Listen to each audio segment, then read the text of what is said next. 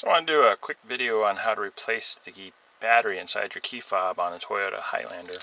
This probably works for most of the Toyota products. But on the side of the key fob there's a little thing that says push, and that releases your spare key.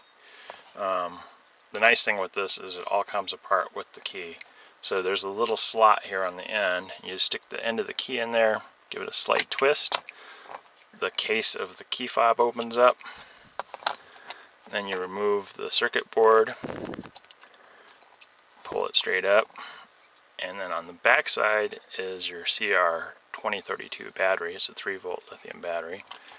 And then you can still use the key. You just put it in here and just give it a slight twist and pop, and there goes the battery. So you put the new battery in, just like so. Put the key fob circuit board back into the bottom of the key fob.